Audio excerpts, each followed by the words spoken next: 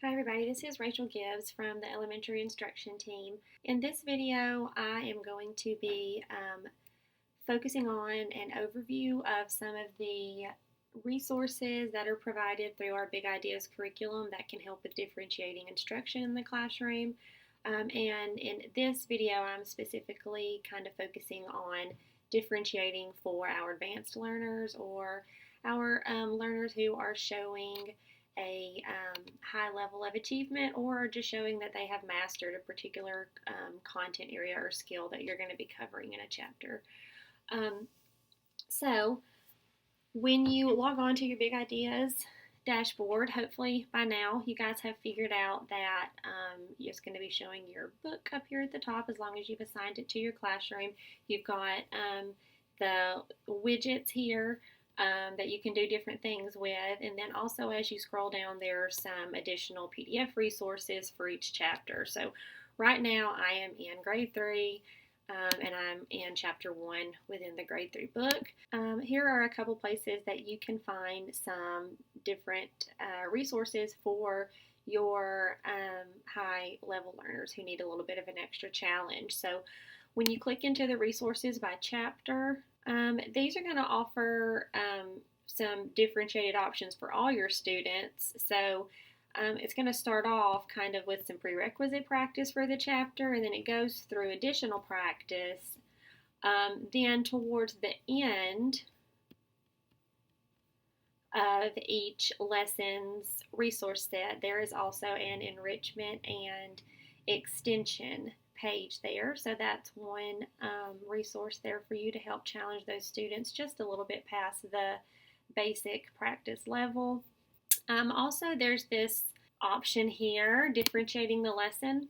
When you pull that up for each chapter, you're going to see an overview of some optional lessons within each chapter that kind of put a little bit of a spin on the chapter for different levels of needs of different students. So it's important to kind of look over the overview because some of the lessons are designed for advanced learners. Like you can see here, this lesson 1.1 is designed for advanced learners, which really kind of makes sense since this is going to be the first lesson in the chapter. It's very likely that those students may have already grasped those initial skills that you're going to be working on. So this is something a little more challenging for those students. Some of the lessons are designed for all learners, and which could still be a good opportunity to kind of expand for our students by approaching the topic in a different way. And then some are also going to be offering support for struggling students. So those probably aren't going to be needed for when you're looking for something to differentiate and challenge your high-level students.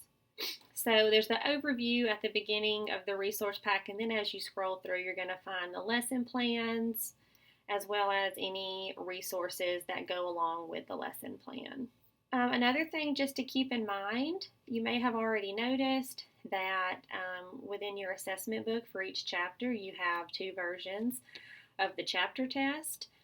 You've got a test A and a test B, so best practice might be, especially with your students who are showing a high level of mastery with skills or who are showing high level achievement within math. Best practice might be to offer a pre-assessment so that you can determine which of those students have already mastered the particular skill set or might just need kind of maybe a very quick one-to-one on particular areas that are covered in the chapter, and then other than that could possibly compact out and do something a little more challenging to expand on what you're teaching.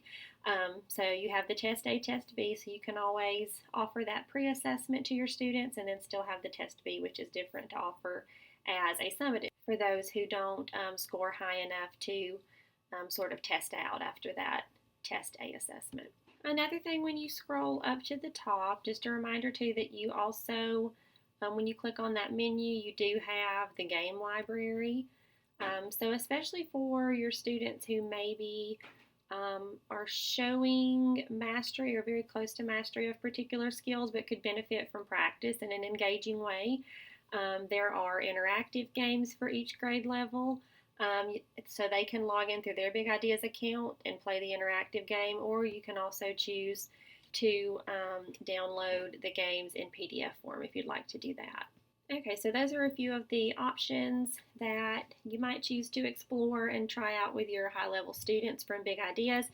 Keep in mind, though, that there are tons of other challenging options out there, too. So if you are finding that you have students who are compacting out of particular lessons or chapters and you need additional help finding some opportunities to challenge those students, be sure to explore the elementary instruction site. There are lots of opportunities there, and also do not hesitate to reach out to me, and I'm happy to plan with you and help you find some great projects or opportunities to challenge your high-level students. Thanks, guys.